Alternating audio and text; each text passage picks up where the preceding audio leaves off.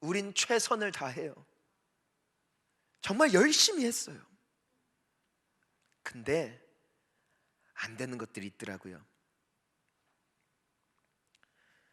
여러분, 인간이 아무리 원해도 피할 수 없는 게 있습니다. 그건 죽음입니다. 죽음을 맞이하지 않을 인생은 아무도 없어요. 하지만 하나님은 구원하십니다. 우리는 바이러스 못 없애요. 하지만 하나님은 우리로 하여금 또한 살아낼 수 있는 은혜를 주셔서 걸린다고 다 죽지 않게 하시고, 우리가 감당할 수 없을 즈음 은혜의 통로를 내어주셔서 우리로 하여금 살게끔 하는 은혜를 베풀어 주셨기 때문에 지금 이 자리에 우리가 서 있는 줄 믿습니다. 하나님을 믿으십시오. 우리가 열심히 살아도 자녀들을 축복할 수는 없습니다. 하나님은 축복의 능력이 있으십니다. 나는 내 운명을 바꿀 수 없습니다. 그게 나의 한계입니다. 인간의 한계를 인정하십시오. 하지만 하나님은 운명을 바꾸십니다. 그러니까 하나님은 믿을 만한 분이요, 사람은 사람을 못 바꿔요. 여러분, 우리가 자녀 못 바꿔요. 배우자 못 바꿔요. 오늘까지 부부싸움 하신 분들 회개할지어다. 오늘까지 배우자 신부 바꾸려고 했던 분들 회개할지어다. 회개라는 것은 못 바꿈을 인정하라는 것입니다. 하나님은 바꾸십니다. 하나님은 나를 바꾸세요. 성도님들은 기적의 주인공들인 게, 내가 예수님을 믿고 너무 많이 바뀐 거예요. 예수님 안에서 변화된 분들이 얼마나 많은 줄 아세요? 여러분, 혹시 옛날 여러분 얼굴 까먹었어요? 여러분 독사의 눈이었어요. 말하는 족족 막 아주 시궁창이 막 뿜어져 나왔다니까요. 걸걸했어요. 욕을 얼마나 찰지게 잘하는데 왜 이렇게 크게 웃어요? 막 마음에 와닿지? 막 그렇지? 예? 우리 막 욕 없이는 대화가 안 됐잖아요. 그쵸? 막 C로 시작해서 또 C로 끝나고, 그치? 근데 변했어요. 예전에는 맨날 울었어요. 막 속상, 가슴 터져하고 막 내 마음대로 안 된다고 막 몸부림치고, 그래도 안 된다고 막 자살하려고 하고. 근데 지금은 내게 주어진 것에 감사할 줄 알게 되고, 만족할 줄 감사할 줄 알게 되고, 또 내가 살아 숨쉬는 것에 대해서, 내게 주어진 환경에 대해서 정말로 만족하며 살아갈 수 있는 이 인생은 보니까, 여러분, 나이 들어서가 아니에요. 나이 들어도 예수가 없는 인생은 안타깝습니다. 아니, 예수님이 없어도 고상한 분들이 계세요. 타고나기를 그런 타고난 분들이니 그들 또한 복인 줄 압니다. 하지만 우리는 예수가 필요한 줄 알고 모인 자들인 줄 믿습니다. 그리고 변했어요. 우리는 결국 최후 승리자입니다. 왠 줄 아세요? 우리는 하나님의 자녀가 되었어요. 하나님의 자녀가 되었다는 것은 내가 단순히 착하게 이 세상을 살아갈 수 있다, 복되게 살아갈 수 있음을 말하는 것뿐만이 아니라, 우리는 하나님이 책임지십니다. 그리고 하나님이 어디까지 책임지시냐면은 나를 구원까지 책임지십니다. 하나님이 없는 인생은 선하게 살 수 있지만 인생을 스스로 개척해야 되고, 구원을 스스로 이루어야 되는데, 구원은 죄인이 이룰 수가 없다는 것이에요. 하나님이 이루실 수 있는 것, 여러분은 하나님을 믿는 자들이 되었으니 이미 승리자들인 줄 믿습니다. 그러니까 예수 믿는 것은 복이에요. 여러분, 오늘날 우리를 참 고통스럽게 만드는 이 작은 바이러스, 코로나는 골리앗이 아닙니다. 작은 바이러스, 눈에 보이지도 않아요. 현미경을 통해서 들여다보지 않으면 어떻게 생겼는지도 볼 수 없는 이 작은 바이러스예요. 눈에 안 보여요. 어떻게 감염이 되는지 알 길이 없어요. 한 가족이 다 양성 판정을 받는데 한 사람만 음성이에요. 그것도 신비라. 그러면 그 가정에서 음성인 사람이 양성인 것처럼 삽니다. 왜냐면 어차피 전염됐으니까 나머지 사람들은 다 공유가 되는데 음성인 사람만 혼자 방에서 격리하더라고요. 이 또한 할 수가 없어요. 거기서는 걸리는 게 축복이라.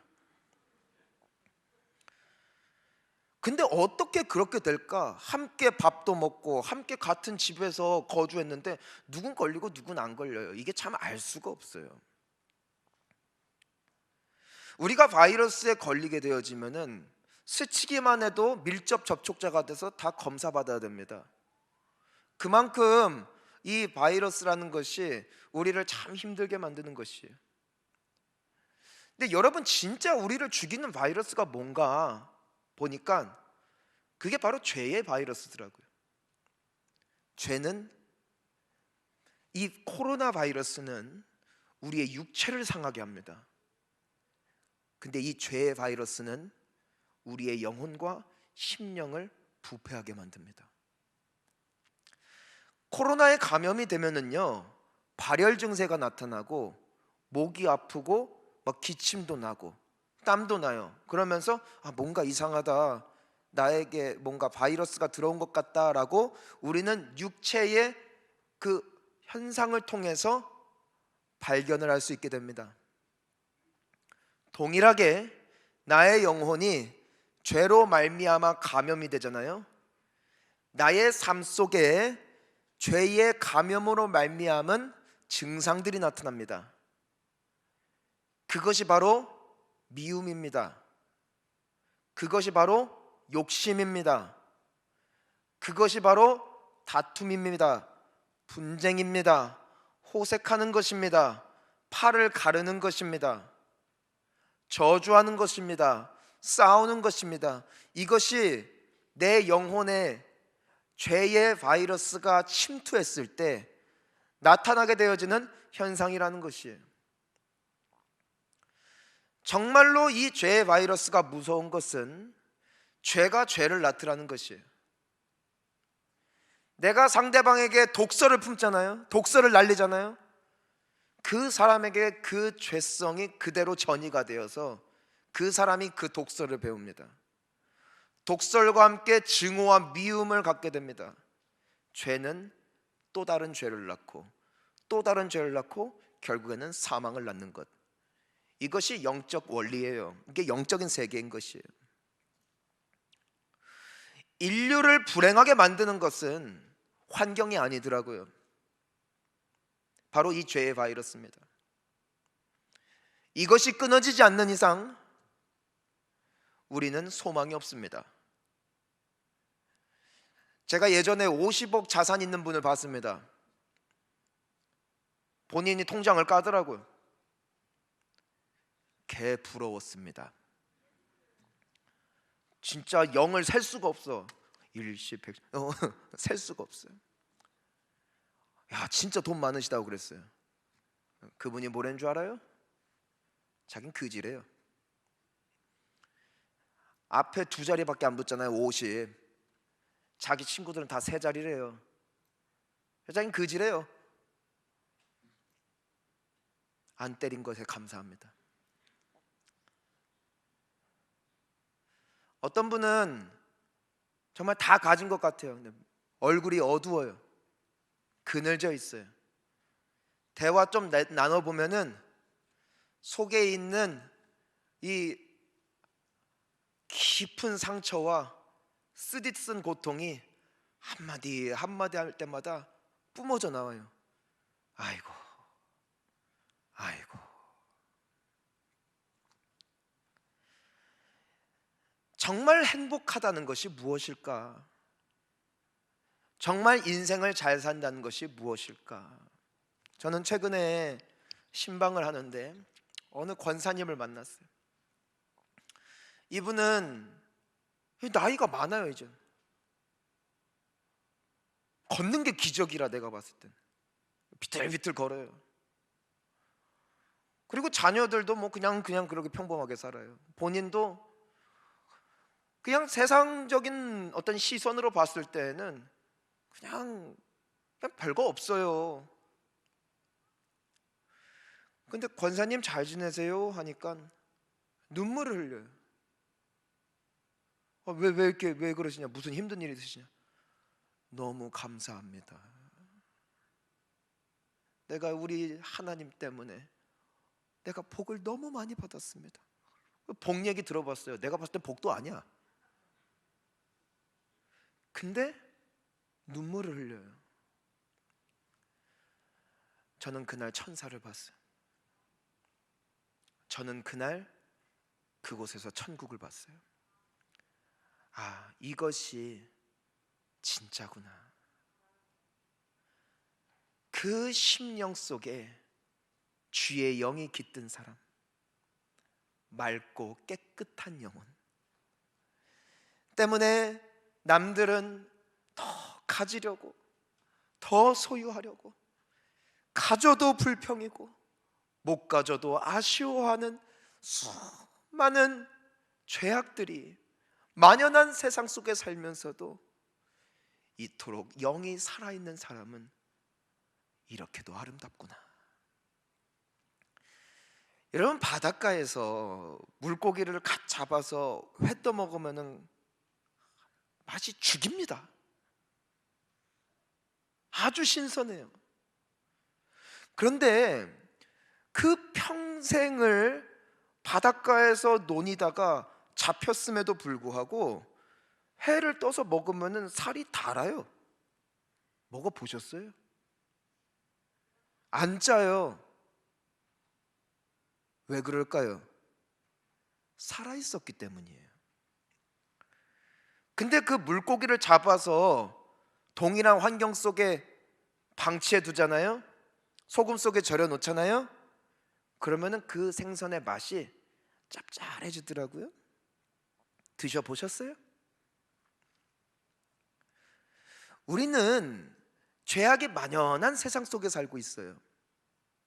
불평하고 저주하고 싸우고 파가르고.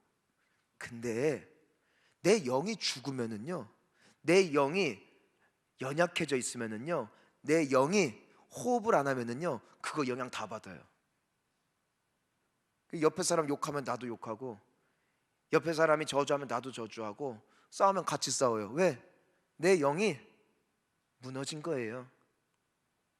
하지만 우리 주님의 영이 살아계셔서 내 영에 활기가 있고 생명력이 있는 사람들은요, 죄가 많은 세상 속에서 살면서도 빛으로 산다는 거죠. 승리하더라는 것이에요. 축복을 하더라는 것이에요. 이것이 우리 주님 안에서 우리가 누리게 되어질 약속인 줄 믿습니다. 그러니까 이게 정말로 귀하다는 것이에요. 중요하다는 것이에요. 여러분, 오늘 마태복음 5장 8절을 보니까 그렇게 살 수 있는 비결이 있대요. 우리 함께 오늘 본문 말씀을 다시 읽어봅니다. 마음이 청결한 자는 복이 있나니 그들이 하나님을 볼 것이며. 자, 따라합니다. 마음이 청결한 자가 복이 있습니다. 왜냐 하니까 하나님을 볼 거래요. 갑자기 읽자마자 실망한 분들이 계실 거예요. 이게 복일까? 여러분, 성경을 보면은요, 하나님은 빛이십니다. 세상은 어둠입니다. 여러분, 어둠은 언제 사라지느냐? 빛을 비추면 떠나갑니다. 쓸고 닦고 광을 내도 빛이 없으면 어둡습니다. 하지만 아무리 더러운 공간이라도 빛이 비춰지는 순간 그곳은 환하게 비추는 것이요, 나의 영혼이 어둠 속에 있을 땐 어둠의 열매를 맺습니다. 육체의 열매를 맺어요. 시기와 살인과 분쟁이라고요.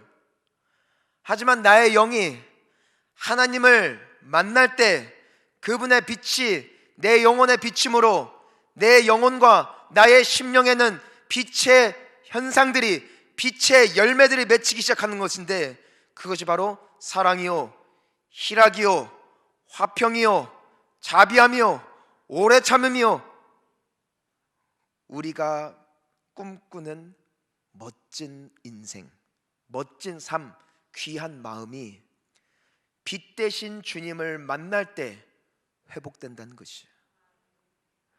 마음이 청결한 자가 복이 있다는 것이. 근데 인생이란 어떤 존재냐 보니까 예레미야서 17장 9절에 이렇게 기록이 돼 있어요. 한번 읽어봅니다. 만물보다 거짓되고 심히 부패한 것은 마음이라. 누가 능히 이를 알리오마는. 뭐라고요? 심히 부패하고 거짓된 것이 우리 마음이래요. 우리 마음이래요. 가장 대표적으로 부패한 마음을 가졌던 사람들이 바로 바리새인들. 예수님께서 그들을 보면서 뭐라고 말씀하셨냐면은 마태복음 23장 27절에 이렇게 말씀하세요. 한번 읽어봅니다. 화 있을진저 외식하는 서기관들과 바리새인들이여, 회칠한 무덤 같으니 겉으로는 아름답게 보이나 그 안에는 죽은 사람의 뼈와 모든 더러운 것이 가득하도다. 회칠한 무덤이라는 것은 이 이스라엘에서는 사람이 죽으면은 묻을 때 바위를 파서 그 안에 이제 안장을 하고 무거운 돌로 막아놔요. 근데 바위 돌덩이 보기 조금 그렇잖아요. 그래도 고인께서 계시는 곳인데, 그래서 치장을 해요. 그게 바로 회칠입니다. 회칠해서 이렇게 그 무덤인 곳을 칠해요. 그래서 아, 저곳에 고인께서 계시구나라는 것을 알 수 있는 거예요. 근데 이 바리새인들 보면서 회칠했대요. 니네들이 회칠했대요. 속이 썩었대요. 마음이 부패했대요. 너희들이 청결하지 못하대요. 이들은 예배도 드리고 기도도 하는데 마음이 시커매요. 시커매. 마음이 부패했대요.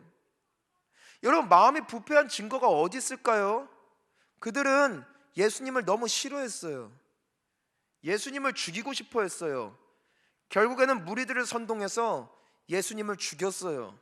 이것이 마음의 부패함으로부터 말미암은 삶의 징조였습니다. 여러분, 내 마음이 썩잖아요. 우리 욕해요, 싸워요, 가십하고 씹어요. 그 사람 싫어해요, 미워해요, 죽이기까지 미워해요. 그 사람이 잘못된 게 아니에요. 여러분, 예수님께는 죄가 없어요. 하지만 인간의 마음이 부패해졌을 때 죄가 없어도 미워하더라고요. 이것이 인간이더래요. 근데 생각을 해봤어요. 바리새인들이 왜 그렇게 됐을까? 하나님을 예배했는데, 하나님께 기도했는데 왜 그렇게 하나님을 만나지 못했을까? 네, 그들의 마음은 부패했기 때문에 하나님을 만난 적이 없는 거예요. 때문에 그들에게는 어둠만이 있는 것이에요. 왜 그랬을까? 왜 그랬을까? 결국 그들의 마음이 청결하지 않았다. 여러분, 그러면은 마음이 청결하다는 게 뭘까? 왜냐하면 우리는 죄인들인데 어떻게 마음이 온전할 수 있겠어요? 어떻게 그 생각이 100% 하나님 앞에 깨끗할 수 있겠냐는 것이에요. 근데 바로 이 예레미야 말씀에 그 단서가 있더라고요. 자, 예레미야서 이 29장 13절 말씀을 보면은 이렇게 기록이 되어 있습니다. 제가 읽어 드릴게요. 너희가 온 마음으로 나를 구하면 나를 찾을 것이요 나를 만나리라. 다시 읽어 드릴게요. 너희가 온 마음으로 나를 구하면 나를 찾을 것이요 나를 만나리라. 자, 아까 마음이 청결한 자는 복이 있대요. 너희가 하나님을 볼 것이래요. 하나님을 만날 것이래요. 근데 이 예레미야서에서는 뭐라고 되어 있어요? 너희들이 온 마음으로 나를 구하고 찾으면은 너희들이 나를 찾고 나를 만날 것이다 라고 말씀하셨어요. 즉, 하나님께서 말씀하시는, 예수님께서 말씀하시는 마음의 청결이란 한 마음을 지닌 자입니다. 두 마음을 지닌 자가 아니라 한 마음을 지녔다는 것이. 이것이 무슨 뜻일까? 열왕기상 우리 18장 21절을 한번 읽어볼게요. 열왕기상 18장 21절 시작. 엘리야가 모든 백성에게 가까이 나아가 이르되 너희가 어느 때까지 둘 사이에서 머뭇머뭇하려느냐? 여호와가 만일 하나님이면 그를 따르고 바알이 만일 하나님이면 그를 따를지니라 하니 백성이 말 한마디도 대답하지 아니하는지라. 자, 이게 지금 엘리야가 하는 말인데, 엘리야가 살아가고 있었던 시대에도 사람들은 하나님을 믿었습니다. 하나님 앞에 예배했습니다. 그러니까 안식일만 되면은 성도들이 다 모여서 예배해요. 그러니까 그들만 보면 얼마나 좋아요. 하지만 그들은 주중에는 다른 우상들을 섬겼어요. 바알, 아세라와 같은 당시에 유행하고 있던 신들. 하나님을 향한 사랑이 있습니다. 하지만 세상을 향한 사랑도 있는 거예요. 하나님을 믿어요. 네, 사람도 믿어요. 하나님을 의지해요. 근데 나의 환경도 의지해요. 이것이 두 마음입니다. 엘리야는 백성들에게 말합니다. 너희들이 어느 때까지 둘 사이에서 머뭇머뭇하려느냐. 머뭇머뭇하면은요, 내가 교회를 와요. 하지만 또한 세상 속에서 살아갈 때에 나의 기준과 나의 가치를 따라 살아갑니다. 머뭇머뭇하면 예배가 타협이 됩니다. 머뭇머뭇하면 기도에 올인하지 않습니다. 기도할 시간이 아깝기 때문이요, 그 시간에 열심히 일하고 열심히 공부해야 된다는 것이에요. 기도는 남으면 한다는 것이에요. 그러니까 나는 하나님도 잡고 세상도 잡겠다. 이게 두 마음이고, 두 마음을 쫓는 자는 둘 다 놓칩니다. 너희가 온 마음으로 나를 구하며 나를 찾을 것이다. 나를 만날 것이다. 온 마음으로 하나님을 찾는다는 것은 하나님만을 소망으로 뒀다는 것이, 이것이 청결한 마음입니다. 내게 죄가 없는 게 아니에요. 내게 욕심이 없는 것도 아니에요. 하지만 그러한 저주와 고통으로부터 나를 자유케 하고 나에게 희망이 되어지고 나를 소생케 하실 이가 오직 하나님이심을 믿음으로 전심으로 하나님께 소망을 두고 그분을 찾는 자들, 그들은 마음이 청결한 자들, 하나님을 만납니다. 하나님을 만나 그들의 영혼은 변화됩니다. 주의 빛이 임합니다. 내가 회복됩니다. 그리고 영혼이 잘됨같이 범사에도 복을 받게 됩니다. 하나님 하나 잡았더니 다 왔어요. 이것이 마음의 청결함입니다. 여러분, 왜 여호수아가 복을 받았을까? 갈렙이 왜? 당시에 이스라엘 백성들이 약속의 땅을 바라보면서 그 거인들을 봤을 때 그들은 하나님을 믿었어요. 하지만 또한 그들의 수준을 믿었어요. 그러니까 뭐라고 해요? 우리는 메뚜기 같다. 우린 절대 못 들어간다. 하지만 여호수아와 갈렙은 전심으로 하나님을 바라보면 일편단심, 한마음, 마음이 청결했다는 거예요. 뭐라고 고백해요? 저들은 우리의 밥이다. 하나님이 우리와 함께 하시니 우리는 이길 수 있다. 누가 봐도 바보 같은 말. 하지만 그들의 마음은 청결했어요. 하나님밖에 없었다고요. 그들도 실수해요. 그들도 죄를 지을 때가 있어요. 하지만 나의 구원은 오직 하나님께 있습니다. 청결한 자들마다 하나님을 만났어요. 하나님의 복을 받았어요. 남들은 세상과 하나님을 겸하여 섬겼기 때문에 기웃기웃해요. 그것이 하나의 문화가 된 거예요. 오늘 우리 다 예배 드려요. 하지만 문제가 뭐냐? 내가 하나님밖에 없냐는 것이요. 내가 오늘뿐만이 아니라 월요일부터 토요일까지도 나에게는 오직 하나님만이 소망이냐? 이게 문제라는 겁니다. 나는 일편단심이냐? 나는 전심으로 하나님만 구하는 인생이냐? 아니면 하나님도 잡고 세상도 잡으려는 두 개의 마음을 가진 더럽혀진 마음이냐? 하나님이 그 질문을 하신다는 것이.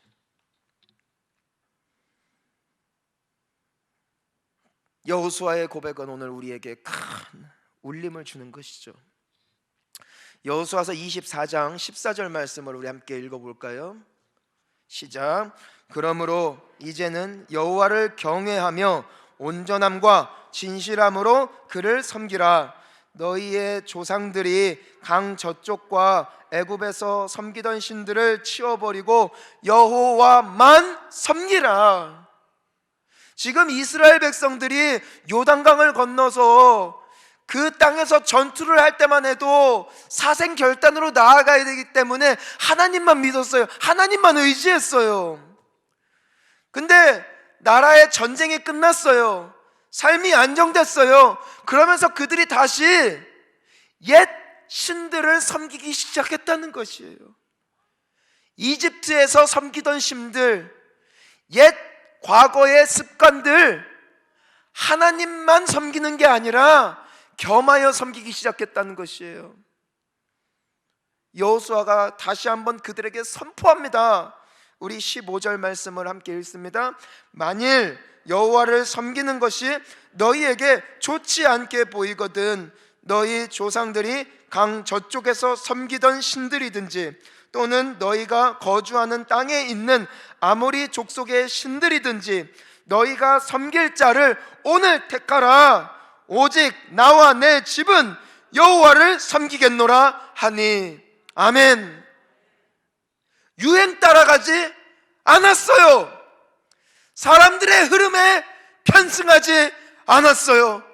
나는 하나님만 섬길 것이다. 나는 여호와만 바라볼 것이다. 나는 하나님께만 소망을 둘 것이다. 이 위대한 마음의 고백을 주님은 기뻐하셨고 그를 축복하셨습니다. 다윗은 하나님 마음에 합한 자래요. 왠 줄 알아요? 하나님은 우리를 향해 일편단심인 것처럼 다윗도 하나님께 일편단심이었기 때문에 마음이 합했대요. 하나님은 우리에게 말씀하세요. 난 너밖에 없다. 그때 우리가 나도 당신밖에 없습니다 고백하는 신앙이 회복되어질 때 너는 내 마음에 합한 자다. 내가 너를 복줄 것이다. 내가 너를 만날 것이다. 내가 너를 치유할 것이다. 내가 반드시 너를 인도할 것이다. 이 놀라운 축복은 마음이 청결한 자, 두 마음을 품지 않는 자, 오직 하나님만 믿는 자, 그들은 복이 있나니 저들이 하나님을 만날 것이며. 사랑하는 성도님 여러분, 오늘 여러분들의 절대 주를 오직 하나님으로 택할 수 있는 귀한 믿음의 결단이 회복되어지기를 주님의 이름으로 축복합니다. 저는 여러분들이 이 세상 무엇과도 예배를 타협하지 마시기를 축원합니다. 이 세상 어떠한 가치보다도 하나님께 나아가 엎드려 기도하는 시간만큼은 절대로 타협하지 마시기를 축원하는 것입니다. 하나님은 그 마음의 중심을 보시고 나를 만나실 거예요. 그때 우리는 놀라운 기적의 주인공으로 하나님과 사람들 앞에 존귀 여김을 받는 놀라운 주의 자녀들로 승리하게 될 줄 믿습니다. 여러분, 우리 모두가 그런 일편단심, 하나님만 바라보는 귀한 성도님들 되시기를 예수님의 이름으로 축원합니다. 우리 이 시간 함께 기도하겠습니다.